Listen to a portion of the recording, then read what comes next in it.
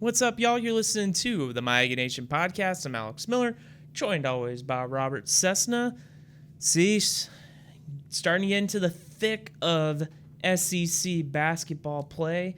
The A&M men, 4 games in, started 2-0, lost their last 2 over the last 4 or 5 days without Wade Taylor. But what do you feel like we're starting to learn about this A&M men's team as the sample size grows a little larger? Well, they could have won the 2 games they lost. That's number one. And once again, is you could say, well, if they have Taylor, they win those games. I don't necessarily think that's true because they almost won them without him. So he's going to replace somebody they're playing well. And it's just always hard. You'd love to be where A&M's out in a way because they're going to get Taylor back, and you'd assume they are going to be much better. That being said, sometimes maybe they're giving all out because they don't have Taylor. When he comes back, they relax. We've seen them lose with Taylor. So once again, I take every game as it is because we don't know how good he's going to be when he get back and all that.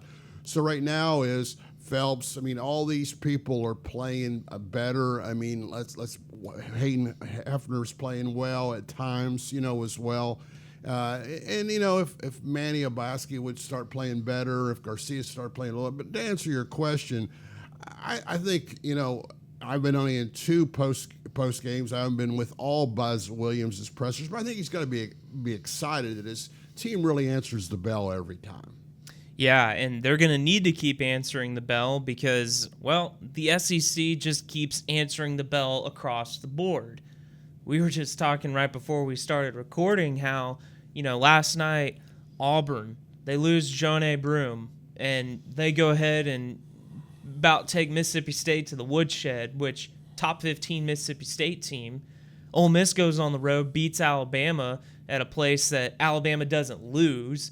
And then, Missouri, who is like one of the couple teams not projected to make the NCAA tournament right now, they beat Florida, who's in, the top 5 right now? Yeah. So, you're going to have to bring it every single night. This is a relentless conference right now with the way things are shaping up.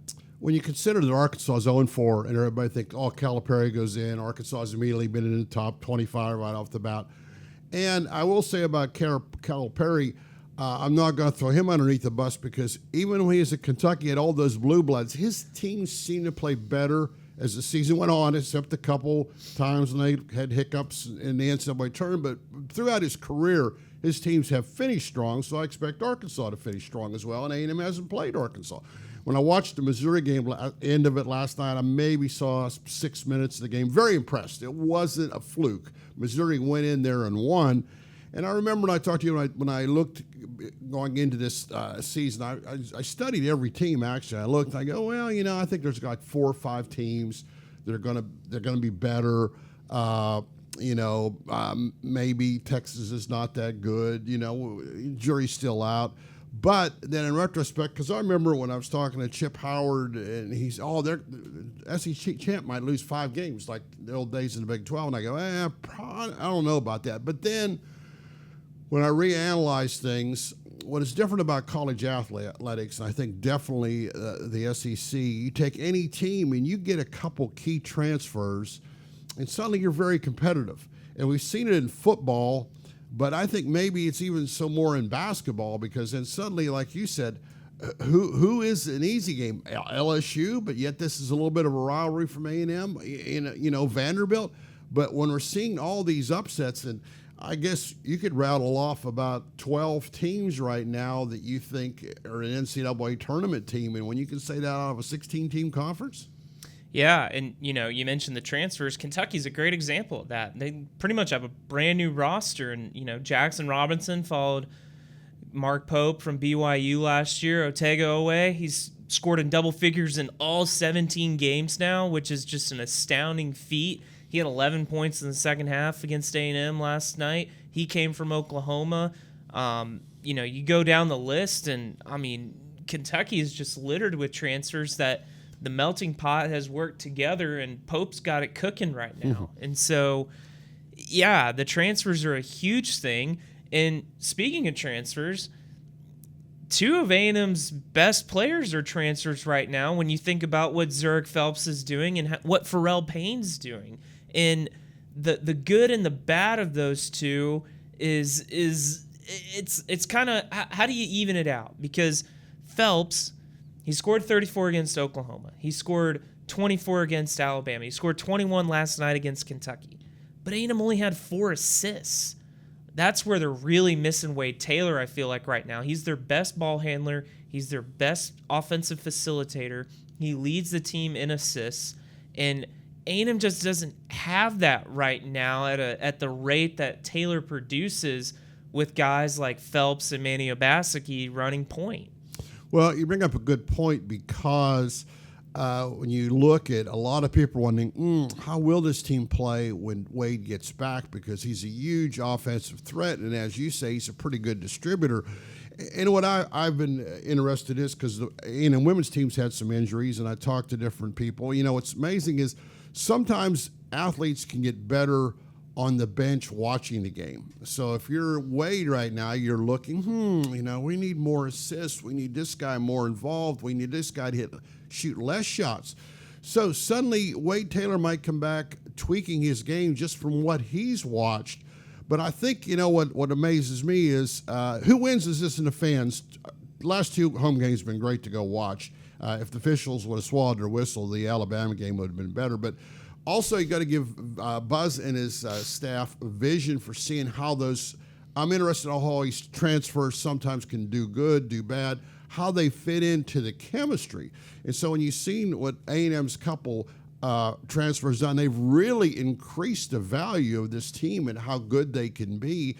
And that's why right now is fans are winners, go to the game, and you expect A&M to be a lot better in a month and a half from now than they are now, but maybe you could say that about 11 other SEC teams. Yeah, the two things, though, I think that if they become trends will become concerning for A&M. The last 2 games, they've struggled on rebounds, and they have not performed well at the free throw line. Everybody saw what happened against Alabama at the free throw line. A&M was, 28 of 48, which is, getting the line 48 times is astounding, whether you think the officials called it right or not. But missing 20 really hurt A&M's chances of winning. They played that game just about to perfection of how that A&M team could beat Alabama, and they just couldn't get it done. The recipe for success on A&M, get offensive rebounds, get to the line.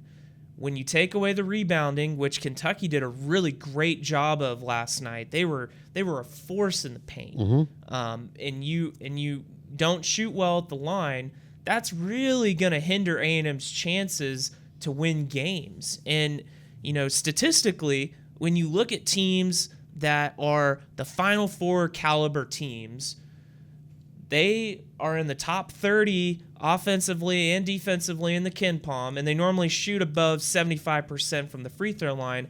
I don't think A&M's over the 70% mark right now. They're pretty close on the offensive and defensive efficiencies, but with free throws being such a key part of their recipe, they really got to step it up and focus in when they get to the charity stripe. Well, what's interesting is everybody talks in every sport. In football, you hear it a lot because we're a football society, I believe, whether you want to admit that or not. All about matchups. Okay, how does Arkansas match up against A&M? Well, the beauty of basketball, which I really love, is almost if you're a good team, you can take away what the other team does well. And if you're a great team, you can adjust what you do well when the team takes that away. So last night, what I'm getting about, I watched the first 17 minutes of the Kentucky game before I had to go cover a high school game, and I was impressed how bad Kentucky was shooting the ball, but how well they were rebounding. And if you're playing at A&M, you say, well, you're going to have to be an animal in there. And I go, okay, Kentucky will start shooting better, but I don't know if they can continue to rebound like that. And, of course, believe it or not, I cover a high school game. I get back, there's still 2-3 minutes left of that game. That's how long these college games are getting anymore. But my point being is, one of the big reasons Kentucky won is they took away, I thought, what A&M does best. And I think Buzz has got his program where teams are going to say, like, hey, that's a good team. If we're beating them, we're going to have to hold our own. We can't give them those offensive rebounds. So then now how does A&M adjust? And I think, like you saying, the things they do. But I think when Wade Taylor comes back, they'll get better with the assists. They'll get better. They won't have to maybe rely so much on their rebounds. We don't know.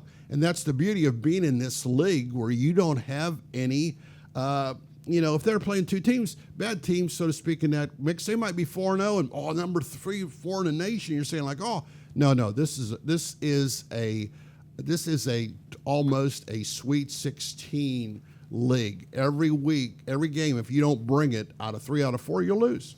Well, and we talk about free throws. Wade Taylor's their best free throw shooter, and he gets to the line more than anyone else. Yeah, that's true. And so, you think about, okay, if he plays against Alabama, he probably takes a decent chunk of those free throws. How does it all play out? We could play the what-ifs all day, but the reality is A&M probably will be a better free throw shooting team when he returns. Now, as it relates to rebounding, a guy that's kind of disappeared in a lot of ways is Anderson Garcia. Without a doubt. He has not been putting up the production on the boards that he did last year. He had 1 rebound last night against Kentucky, which is very surprising. And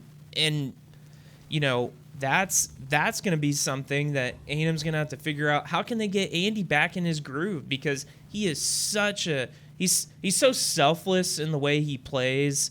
Guy that doesn't want to start. He comes off the bench. He hustles. He makes the gritty plays. But if he's not getting the job done, that really hurts A&M. And if he can get going, it can really complement what Pharrell Payne is doing on the offensive end.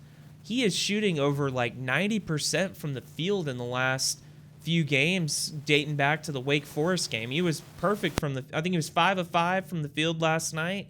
And if you're A&M, it's like, man, feed this guy. I mean, he is just a monster. A&M hasn't had a guy at the post position be as effective on the offensive end probably since Josh Nebo in Buzz's first season.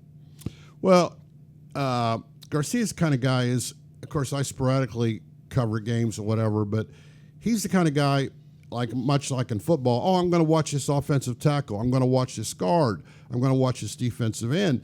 There were times when I go out, I'd watch Garcia go up and down the floor, and that guy was great. I mean, he played so hard. In these last 2 games, a couple times I watched him go up and down the court. He doesn't seem to be the same guy. And, I don't want to criticize the guy because he played so hard, so consistently. So I don't know if he's got some kind of issue. I mean, sometimes we had these coaches at the end go, so-and-so is playing 60% or 80%, and we don't know it. He just doesn't seem to be himself. But, you play that what-if game. I always say, what if we knew what we were talking about? Well, that's a good point, too. Maybe I'll ask Buzz about it on Friday. There you go. That's my job, He might right? know. He might know. You would hope he knows. Yeah, just don't ask if he knows where White Oak is. That's we all know where White Oak is. Everybody in the country knows where White Oak is now because of Buzz. Yeah. Well, hey, something that has kind of troubled A&M over the last few seasons I like that word, troubled. Is that they go through these periods where they lose a string of games that kept them out of the NCAA tournament one year, hurt their seeding a couple other times. They've lost 2 in a row. You got LSU, and then you got Ole Miss, and then you got, Texas, Oklahoma, Missouri, and South Carolina. I don't think there's going to be an easy stretch, but there's probably this stretch that is the most manageable, I think is the word to use. If you're A&M, how critical is it to stop not let it kind of snowball and put yourself in a tough position where you were 2-0 and then you look up and maybe you're 2-6? Well, you brought up I was going to use 4, believe it or not. I've been wrong as many times as I've been right. I think that's most sports writers, 50-50 if you're lucky. To me, this team's just too good and too talented to do what some of those other teams did. What some of those other teams did actually didn't surprise me. That one year they lost all the games. Actually surprised when they came back and won all those games. I mean, it's like I just think this team, after watching them on TV a little bit, then see them in person, they're just too good. They play too hard on defense every time. I just don't see them losing 4 in a row. But now, and that's why I use that 4 as a little bit of a barometer, because suddenly if they would lose 4 in a row, then I would worry about the mental deal. Head gets in it. There's no doubt because of Buzz, they don't have the big head, but they know they're good. They know they play hard, and Buzz has all the numbers to prove that. But if you lose 4 in a row, I don't care who you are certainly saying, like, what are we doing wrong? What's this happening? So I don't think this team will lose 4 in a row, but that means you might want to go out and bet on it because Cease is wrong as much as he's right. Fair enough. Well, hey, there's not a whole lot going on right now outside of basketball. The women's team's looking to get back on track. They've lost a couple of tough games. What's kind of the key for them to try and pull out a win in a big game against Georgia on Thursday? Yeah, the program is good or bad. Say what you will. A situation where you hate to say it, but this is a must-win game. I mean, there's only a handful of teams that they probably definitely should beat. Georgia is one of those. Georgia's getting a little healthy at this time, just like A&M is. And so A&M has pushed themselves to the point where they're 1-3, and they can be glad they miss Ole Miss. Well, if they happen to lose to Georgia, I talk about these streaks. Well, then suddenly you've lost 3 in a row. No, you lost 3 in a row, and you're going to turn around and play LSU and Kentucky.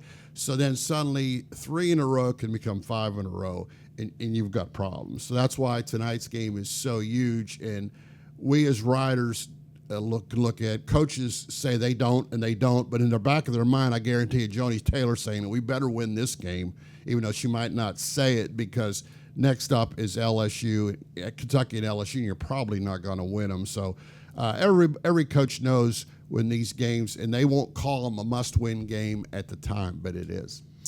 Well, January is the calm before the storm of spring sports. Track's gotten started. Indoor track meet hosted this last week.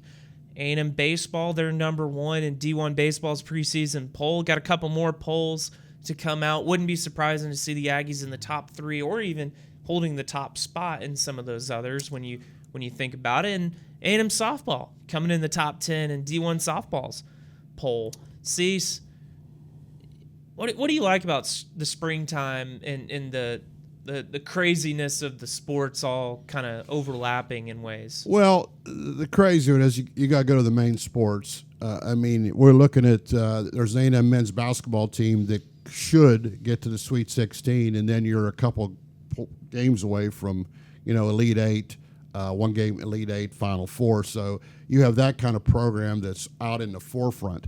Then you have your 2 main spring sports, baseball and softball. They both, if they live up to their ranking, they would make their World Series. So you stop and think that A&M's got 3 programs of the main 4 programs that they could get to a national championship type of atmosphere.